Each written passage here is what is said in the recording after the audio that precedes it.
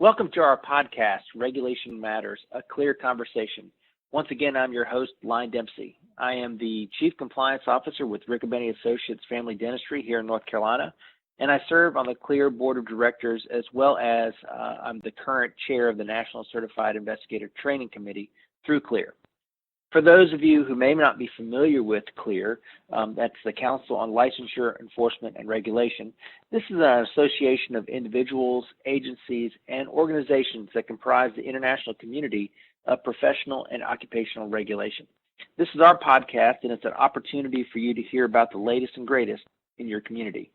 Today, I'm joined by two individuals. The first is David Cox. He's the Chief Executive Officer of the National Council of Examiners for Engineering and Surveying, as well as Skip Braziel, Vice President of State Regulation and Legislation with American Institute of Certified Public Accountants. We're glad to have you both with us today. Glad to be here. We're glad to be here. Well, again, thank you for joining me, and thank you, our listeners, for joining us. Today, we're excited to talk about a recently established organization, and that's the Alliance for Responsible Professional Licensing. So I guess let me start by maybe directing this to Skip. What is the ARPL, or the Alliance for Responsible Professional Licensing? Hi, thanks, Lyon. Thanks for the question. The Alliance, or ARPL, as we call it by shorthand, is really a platform by which organizations that represent both highly technical professions as well as the organizations that represents the boards that regulate those professions have come together to address and hopefully educate policymakers and the public on some of what we believe are some concerns as it relates to some of the occupational licensing reform efforts that we've seen that we think are, in some instances, too broadly applied to the professions that we represent. So we're talking about, as in my particular case, CPAs, engineers, architects, landscape architects, and surveyors. So those are the professions that are represented in the Alliance. Okay, and I think I could probably guess, but ultimately, what do they all have in common? Yeah. So from a licensing standpoint, we all adhere to some sort of what you call the 3 E's, or maybe even the 4 E's. We each provide educational requirements that are very strenuous, rigorous exams. You have to have experience, as well as ethics training. So those are sort of how we are aligned, at least as it relates to how our professionals are licensed. But we also have some common principles that we believe in. Perhaps foremost is we believe in the idea of mobility, the ability of our professionals to move across state lines, and trying to remove unnecessary barriers to allow for that. And we're also, again, aligned by the fact that the professions that we represent, or the boards that regulate these professions, perform a duty to protect the public, in large measure because of the jobs that the professionals provide to the public are such high risk that it requires that the training and the oversight for these professionals be rigorous. So that's what sort of holds us all together, which makes us an alliance, if you will. And we're anxious to share our perspectives and share our stories with the public, as well as with policymakers, as they think about some of these more non-traditional ideas as relates to how they're going to regulate in this space or in other occupational spaces. Well, that's interesting. I guess so. How does and it's ARPL, right? Yes. How does ARPL define professional licensing? And I guess from that perspective, does professional licensing matter in their eyes? Yeah, I think professional licensing certainly matters. I mean, I'll go back to some of the 3 to 4 E's I sort of listed out. That's, particularly one way that we are talking about professional licensing. is, how, professionals are licensed, again, with the education, the exam, the experience, and the ethics. But, when what we're talking about, to put a finer point on it, is really the professions, because there's lots of professions out there. I mean, I don't want to get into a discussion, too deeply about, who are professionals and who aren't. But what we're really talking about are jobs that are performed, for example, engineer, building a bridge, or CPAs performing audit services, making sure that the financial system is safe and secure for people to put their money into. Landscape architects ensuring that, some of the physical places and spaces where we're meeting, we're eating, we're playing are safe for our families to do all those activities. Things that are at such high risk that if we were to allow, as some proposals that we've seen would allow anybody to perform these jobs without appropriate oversight, that the risk is just too great. So that's what we're talking about. Those are the professions that we're representing, and the professionals that we're representing, and that's sort of how we sort of state our claim as it relates to this particular conversation. Excellent. Well, let me move over to David. So obviously what you guys discussed earlier, includes obviously different licensing boards.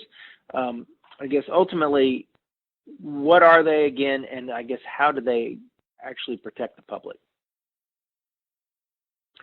Well, like Skip was saying, our members represent CPAs, engineers, surveyors, architects, landscape architects. I think I got them all. But basically, what binds us together is that we're all professionals where licensure is required because we're charged with protecting the health, safety, and integrity of systems that the public relies on. And the license establishes a sort of a standard of minimal competency that's critical to each of these professions because it does impact public safety. Examples are the design of buildings or the construction of public or private spaces, or like Skip was talking earlier, the integrity of financial systems. And professional licensing is rigorous for a reason, and that reason is public protection. Right, and so often we get that from all the different licensing agencies. I mean, that's their number one mandate, is to protect the public usually. I guess looking at it from the other side of things, how does licensing help actually the professionals? Well, what that really does, it creates a defined pathway. If someone wants to be a professional engineer or a CPA or an architect, they know exactly what they have to do, what education is required, what exams they have to take, what experience they have to gain. It basically levels the playing field, and it really creates a clear, evenly applied level of qualification. And that's important in helping newcomers enter the profession. One of the arguments that some of these bills bring up is that it limits competition, when in fact we think it does just the opposite, because it allows people to know exactly what they have to do to enter the profession. So I know one of the things that in North Carolina we've certainly discussed at great length, but especially for practitioners or licensees from other states being able to move in. But I guess looking at it within your professions, the issue of mobility is I guess where you're and where are you? What are you guys doing to help improve that? Well, mobility is always a key concern for every profession. And again, what I was talking about, when you have the clear qualifications, that helps states rely upon other states to allow people to move in, knowing that they're going to protect the public's health, safety, and welfare. An example we have at NCS for engineers and for surveyors also, but I'll talk about engineers right now, is that we have model laws and model rules that states can use to help draft their own laws to create some uniformity. We also have a record system where individual credentials are verified and stored in one location so they can use them in multiple states. Part of that is also a model law and MLE designation. And in most states, if you have that and apply in those states, they can many states can license you in 1 or 2 business days, and most of them that accept those can license you in less than a week. So we think we're doing things already that go a long ways towards improving mobility. Yeah, Lyon, if I could, I think that's an important aspect that David is bringing to the conversation. Is really what we're trying to do is not just raise a flag when we see something that we think is wrong and object to it. We really want to be a part of this conversation because we feel like we have solutions to add to the conversation. And I'll speak specifically to the CPA profession. We've been working on this idea of mobility for close to 2 decades. And our scheme allows our professionals to move across state lines very seamlessly. And it's all based on the fact that, a CPA is licensed in the same way in one state as he or she may be licensed in another state. And that provides a level of assurity, of uniformity and comfort to regulators in these various states so that when CPAs that may be licensed from a different state come into their home state, they don't have to worry about, those CPAs being competent. And these are the kind of examples we like to bring to these conversations, that you don't have to design an answer in one way. There are many different ways to attack these concerns, and we just want to be a part of that conversation as policymakers make these very important decisions. And one other point through some of these bills and how we do things is the whole concept that one size does not fit all. Like Skip was saying, there's more than one way to do this. But when you try to make every profession fit or occupation fit into the same box, that can create problems. In fact, some of the requirements of these bills that say they're designed to improve mobility and allow people to get their licenses faster, what they in fact do is add levels of bureaucracy that make it longer to get their license. Well, Skip, let me go back to you then, and I'd like to know kind of how pervasive it is for you guys. But is there a call to eliminate professional licensing in affecting the organization that you're dealing with? Yeah, there's, I guess it's a layered answer to that question. There are lots of different types of occupational licensing reform bills out there. Some are better, some are worse. But there is a particular model piece of legislation that we have seen in a couple of different states that would allow anyone to perform any service, regardless of whether or not that service requires a license or not, to perform that service so long as the consumer receiving those services gives their consent. That and this bill is widely applied to different types of occupations and professions, and we just think this is just a step way too far.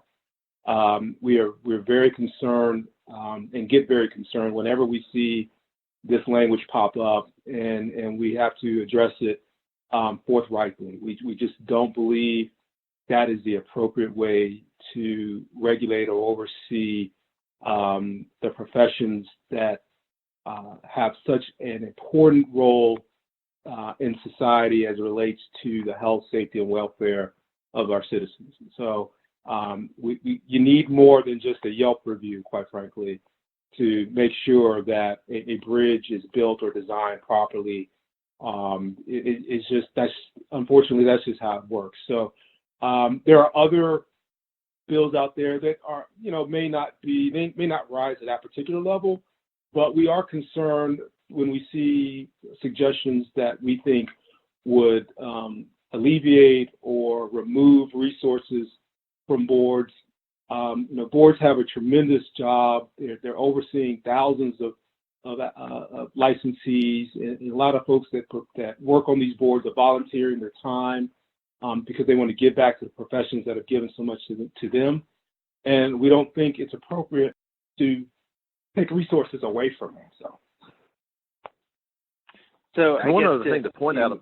Oh yeah, go ahead, One David, thing I would please. like to point, just real quickly about the state licensing boards is to point out that these members in most states are appointed by governors, and they're a combination of licensees and members of the general public.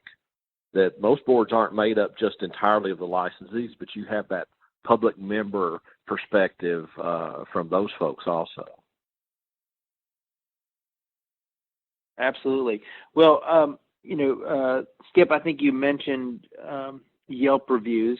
So isn't it more likely that people are going to go to Yelp versus looking at an actual licensing board website to see if someone's been disciplined? I mean, is there some stance towards leaving this all up to the free market to decide?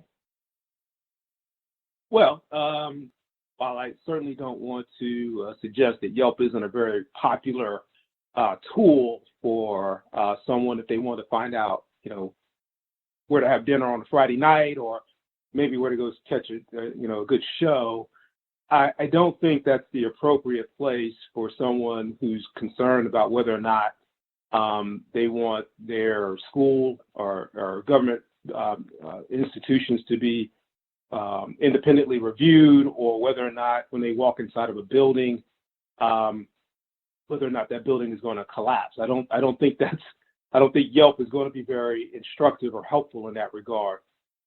And as for and we've got some support for this. We're looking forward over the next couple of weeks to release some polling information, because we've done some polling on the exact question you just asked on, how do people feel about the professions that we represent and how they're regulated. And, the information that we're getting back from the polling suggests that people are expecting that, the jobs that, again, can carry a great amount of public risk should be also accompanied with a great amount of public scrutiny. And so we're looking very much forward over the next couple of weeks to share that information with the public. So I don't think, the market is obviously a great tool that will answer a lot of different questions for a lot of different reasons. But these are issues, again, that are just too important to leave simply to market forces. There needs to be government oversight, and we believe we have some information or some polling information that suggests that the public expects that as well. One other quick point I'd like to make on that, too, is the importance, back to the licensing board, is their enforcement ability, their ability to take a license away from a bad actor. Under the free market approach, basically all the consumer is left to do is go to court, and would have to go to court individually each time somebody did something, an engineer, surveyor, or CPA, whereas the state licensing board has the ability to take away that person's ability to keep offering those services. That's more proactive than reactive, and if everyone has to go to court in the future for this, you can imagine what that would do to the court systems. And you already have groups that are trying to reduce the number of cases that go to court anyway, and this would actually increase that, and then they would be working, almost in polar opposite directions. Excellent. So I guess, are there, talking, and I'll stay with you, David, speaking of licensing, are there some requirements that maybe are too excessive? There are legitimate concerns that you can find about specific occupations in one specific state, and especially in some of the vocational occupations. But like I said before, addressing those concerns with a broad brush call to weaken all licensing is not the right approach. One size does not fit all. If someone in the state of North Carolina, for example, has an issue with a hairdresser, then address that specific situation. Don't try to paint every profession and occupation with the same brush.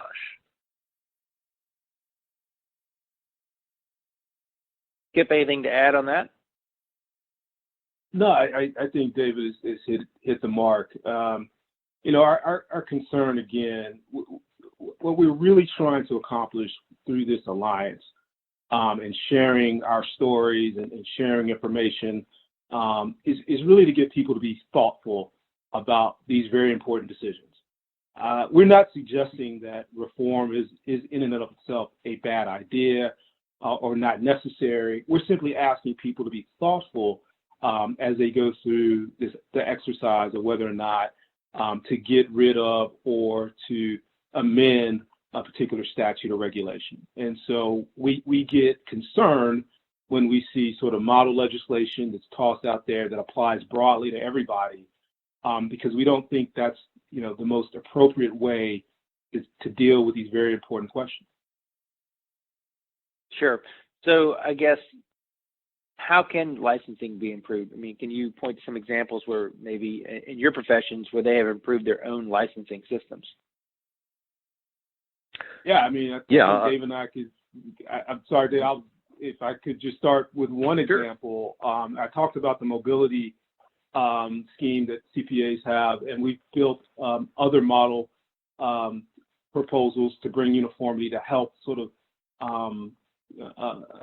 support that mobility scheme. And one idea is, it's very important that a professional remains competent throughout the duration of their careers. And so a lot of that has to do with doing CPEs. And so what we've done, or what we're in the course of doing, we're probably about halfway. We've got about halfway to go in terms of getting all 50 states and territories to do this. But we're creating a reciprocity system where if you are licensed in one state and you get your CPE performed in one state, if you happen to be licensed in another state, you can carry that CPE credit over to that state, and it'll be satisfied. So you don't have to duplicate the effort of performing two different types of CPEs. So that's one way that we are trying to modernize our profession to help eliminate duplicity where we think it's not helpful to the public, but maintain those areas where we think it's very important to maintain, so that, again, the public is well protected. Sorry for the interruption, David. I just wanted to put in that. Oh, no problem. That's a good one. In fact, we have a system, a free system available to all engineers and surveyors on our website where they can track their CPE for every state. They can just enter what states where they're licensed and use it to record everything, transmit it for if they're ever audited in a particular state. We've really worked a lot on duplication of efforts, and that's where, before I was talking about the NCS record, where a person's credentials are all located in one spot. Instead of filling out application after application across the country, you can have the NCS record transmitted to that state and they can use that. We're always working on ways to make things better and reduce the time it takes for people to get their license. And the duplication of efforts is a big part of that. And I think I did mention this earlier, some of the proposals in some of these bills actually add levels of bureaucracy that would actually slow down a lot of our member boards in how they approve applicants right now. They could do it faster now than they could under some of the proposals that are out there. So that's an interesting point you brought up, I guess, and I'll throw this kind of final question out to both of you. Looking specifically, I guess, at ARPL, what types of bills, or perhaps even states, are you guys closely monitoring here in 2020? Well, we'll start with Kip. I'll go back to, every state to us is important. We don't want to see bad legislation anywhere. I would say, but there's so many bills out there, we sort of have to pick and choose where we fight our battles. I'll go back to any proposal that we think goes directly at the license is definitely going to get our attention. Any proposal that goes directly at cutting resources away from boards is definitely going to get our attention. So these kind of proposals can pop up in any particular state. So that's why it's really important that's why it was really important for us to come together, because we felt that one organization alone couldn't possibly track all the proposals that we were seeing over the last 4 or 5 years. And that's what makes makes our alliance so special, the ability for us to speak with one voice, but have a myriad of perspectives, both from the profession side and from the regulator side.